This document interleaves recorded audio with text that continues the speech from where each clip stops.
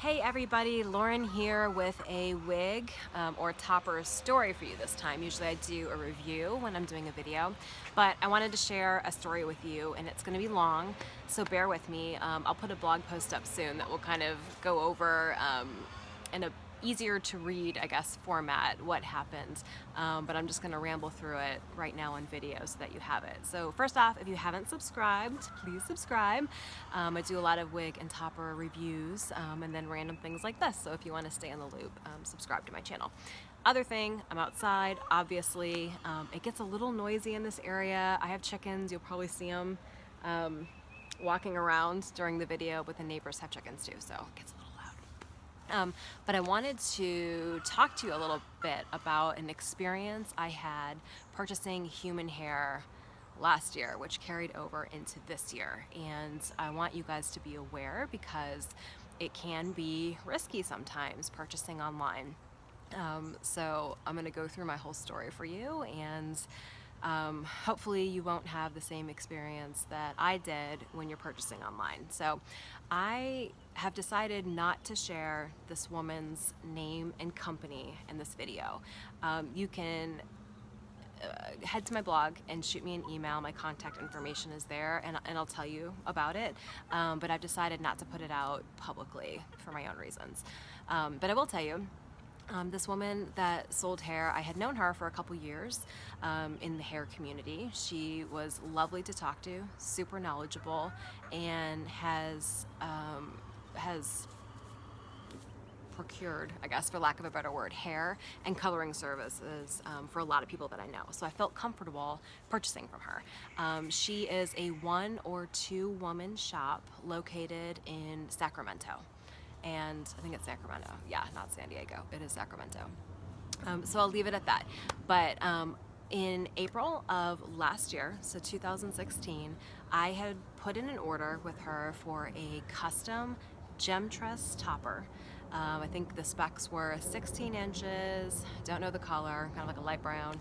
I wanted a lace front, and I wanted a polyurethane rim. So the poly rim is that little like plastic piece that goes across the front, and that's important for me because I do glue areas of my topper to the top of my head. So I think those were the major specs. I can't think of anything else. Oh, the base was somewhere around like an 8x8, an 8x9, something like that. So pretty standard for what I wear. So I was originally quoted 8 to 10 weeks, and the purchase price was $750-ish, which she invoiced me, and I paid with a Visa debit card. That'll become important later. Sorry, it's getting a little loud. So that was in April of 2016. So quoted 8 to 10 weeks, wasn't in a hurry by any means. So about 12, 13, maybe 14 weeks had passed, and I had reached out to her asking, hey, what's the status of the piece? Again, wasn't in any hurry. I know custom can sometimes take some time, and that's actually a point of contention in the hair community. Some people say 8 to 10 weeks is crazy for a custom piece. Some people say it's totally fine. I'm in the latter boat. I think that things can sometimes take time. So 8 to 10 weeks I wasn't concerned with. 12 weeks I wasn't concerned with. But around the 12 to 14 week mark, I reached out to her and asked what the status was of the piece. And it took her a week or two to get back with me, but she did, and she said, hey, it's actually ready, but unfortunately it didn't pass quality control at the factory, so they have to tweak it or remake it or whatever it was going to be. It wasn't ready yet. So I said, that's fine. Would much rather, gosh, I'm so sorry, hey, shh! Would much rather have the piece be correct than have a piece that was faulty. So they remade it or tweaked it or whatever it is that they did, and it actually took another, it was probably 8 to 10 weeks by the time that she contacted me saying that the piece was ready to ship out. So it got to me. I hope that timeline makes sense. So I ordered in April. By the time I got the piece, it was October. So a little bit longer than I thought. But when I got the piece, I opened it up. The hair felt really great. It's European hair. The length was good. She had colored it for me. The color wasn't 100% what I wanted. I had actually sent her my everyday piece to copy, but I know that's difficult, so I was okay with the color. It was close. And then the cut of it, she had cut it as well. She had cut some long, like bangs that ended right about here. I don't typically wear bangs, so I wasn't 100% pleased with that, but since I do like tuck behind my ear, I could hide it, so it wasn't a huge deal. But two things that I noticed. So one, it did not have a lace front like I had ordered. It had a folded lace rim, which we can talk about at another time. It's completely different from a lace front. And then it didn't have the polyurethane front like I had ordered, which is kind of a deal breaker. There's ways to work around it, but it's kind of a deal breaker when you ordered something custom for it not to be 100% to your spec, right? So I contacted her, and she said, she didn't mention the PU rim, but she said, yeah, I did notice that the lace was super short and not quite right. So let's go ahead and send it back to the factory and have it remade. So I thought it was kind of strange that she had sent me a piece that she noticed wasn't correct, but who knows? She's busy. I don't know. I didn't think too much of it, but I remember thinking like, that's kind of weird. Plus I had to ship it back to her on my dime, which wasn't too expensive, 20 bucks, 25 bucks when you factor in insurance, but it was kind of annoying that I had to pay to ship it back when, the fault wasn't mine. So because it had taken so long and my bio hair had grown quite a bit, I asked her like, hey, since they're remaking it, can I pay a couple $100 extra or however much it cost to go from 16 inches to 20, because my hair is pretty long. And she said, yep, that's no problem. Super communicative. I had always spoken with her over Facebook Messenger. So this was also over Facebook Messenger. So she called, she got a price for me. It was going to be another, I think it was $300 and something. And I wasn't even really thinking. So previously she had invoiced me, but I wasn't thinking about that at the time. So I said, okay, what's your PayPal address? Let me send it to you.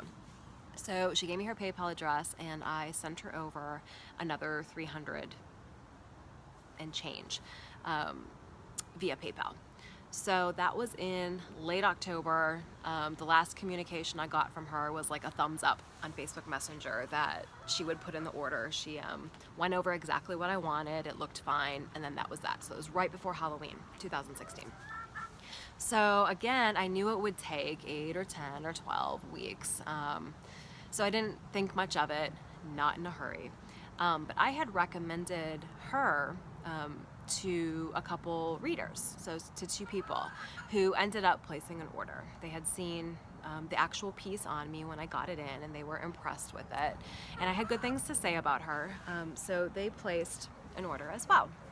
So it was either very late December, so about 8 weeks after I ordered, or early January. And I had actually heard from both of these ladies separately who said that they've been trying to reach the seller, but they haven't heard back, and they thought that was strange.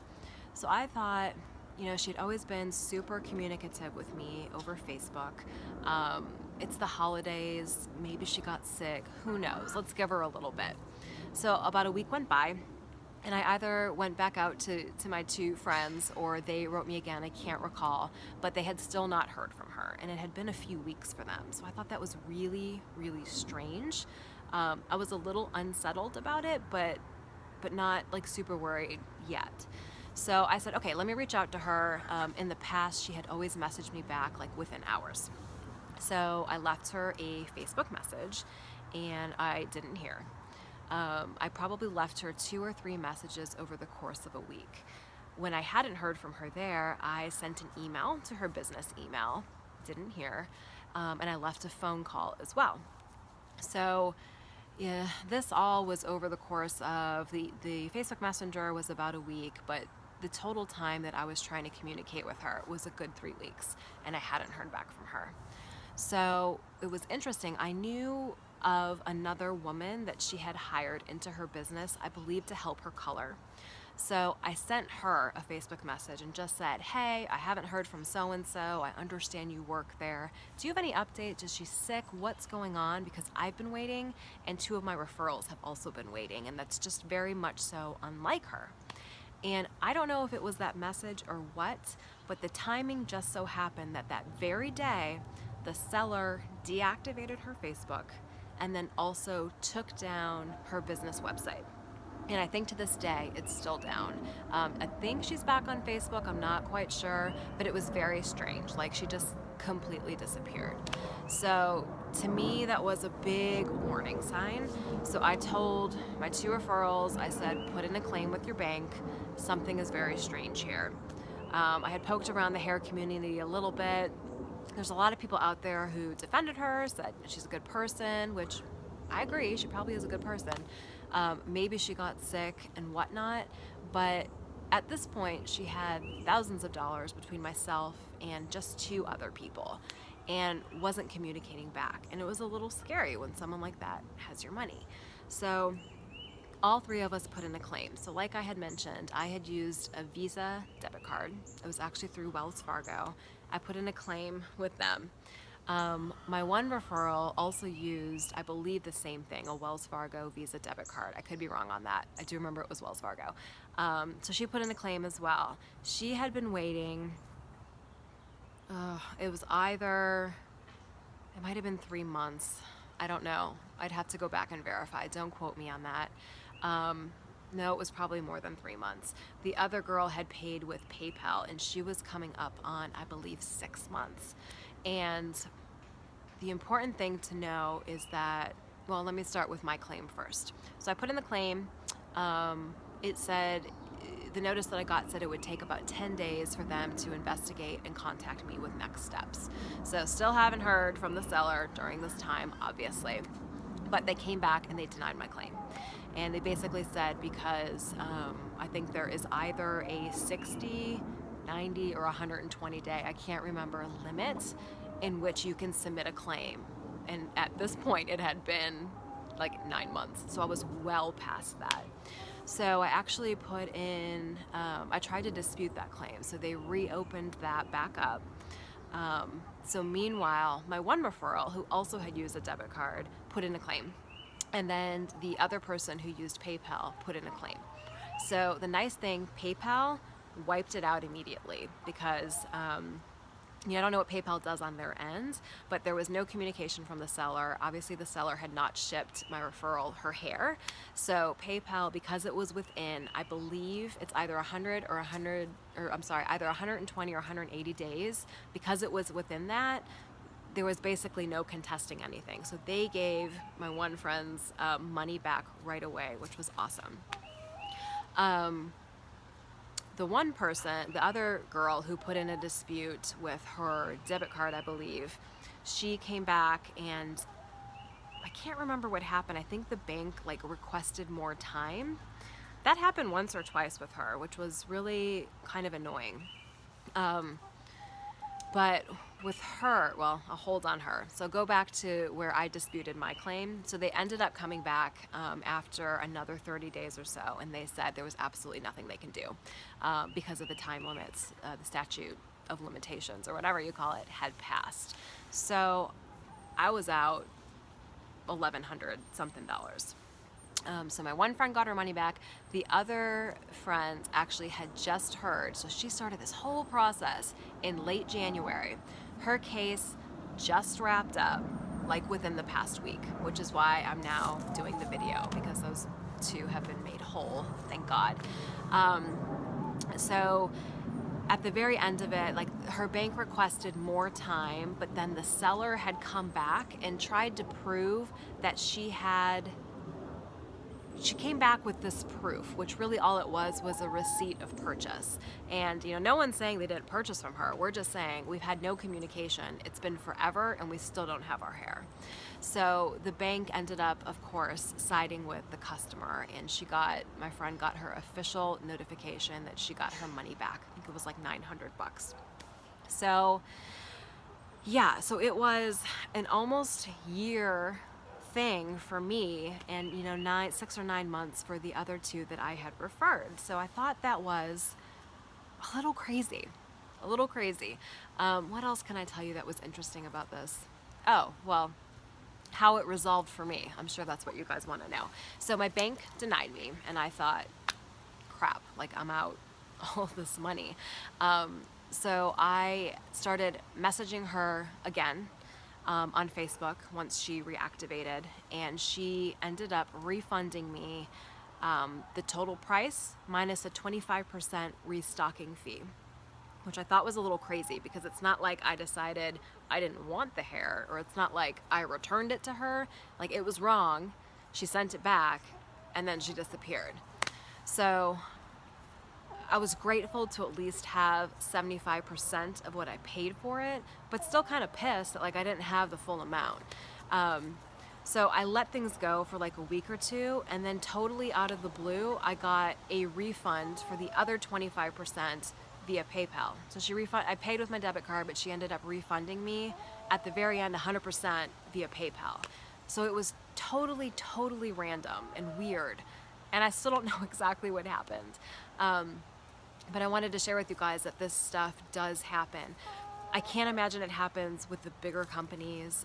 I've worked with a lot of great companies, and I'm really careful on who I promote and the products that I promote. I mean, from a synthetic standpoint, I know the people at Jon Renau, they're super awesome. Oops, sorry, got a chicken that just flew up here. Get down. From a human hair perspective, sorry about that. From a human hair perspective, the folks at Joli Cameleon are amazing. The Tressmerize team is wonderful. Gardeaux Wigs is super. I mean, all these people I know personally to some extent. I would trust them 100%. But the independent sellers, I think you kind of need to protect yourself. And what I would really, really recommend is looking into the terms and conditions of your card and things like PayPal. And really, if you're going to put a payment forward, pay with something that protects you. So from what I can tell, PayPal is really, really generous with their terms. I do think it's 6 months. So that probably offers you the best protection. Just be careful when you're making these purchases. Get everything in writing, get the specs in writing, get the timeline in writing, because if you do have to put a claim forth, you need to submit all of that for review, which is totally annoying. I had actually thought that yes, this independent seller sold me the piece, but maybe I would have some sort of recourse by reaching out directly to the manufacturer, which was Gemtress. And I did. I emailed them a couple times, and probably twice, and both times the gentleman who wrote me back, I think his name was David, he said like basically his hands were tied. There was nothing he can do because I purchased through this independent seller. Really what I wanted to find out, I had ordered a custom piece many, many moons ago from Jon Renau, from an independent salon that was local to me when I lived out of state. And when I got that piece, my name was like sewn into the tag. So I was hoping they could at least look up anything they had on order from this independent seller, and then maybe my name would be like in the tag, because I wanted to see after I sent it back if the factory was indeed working on it. I just had no proof that the hair was even being worked on, if that makes sense. But Gemtress wasn't helpful at all. They basically tried to refer me. Sorry, there's an airplane. Hopefully you can still hear me. They tried to refer me to another independent seller. And I was like, I'm out $1,100 with one seller. I'm not going to go purchase another piece with another. Like, that doesn't make any sense at all. So that's my story. It's actually the story of 3 of us. All 3 have a happy ending, but it was incredibly annoying to go through that. It just an awful journey. Like, you know, as if hair loss wasn't bad enough, to be kind of raked over the coals by an independent seller who actually has hair loss as well, was a little crazy. So I'm glad the banks, PayPal, financial institutions sided with the customer. It's a shame that it took months upon months upon months for all 3 of us to get our money back, and actually I was screwed. So I'm grateful that she did give me my money back. But hot damn, that stuff shouldn't happen, right? So just protect yourself when you're purchasing online. This video has gotten long, so I'm about to sign off. But head on over to the blog. There'll be a couple more details there as well in an easy to read format. And then I'll have some tips that you should really think about using when you're purchasing online from smaller places, just to make sure that you're protected. So thanks for listening to my ramble. Did not anticipate this being this long, but it's a long story, and I think it needs to be heard. And if anyone is looking at purchasing from somebody in Sacramento, please head to my blog, contact me. I'll let you know what the company is, just to make sure that you can really think about if you want to proceed doing business with this company. So have a good one.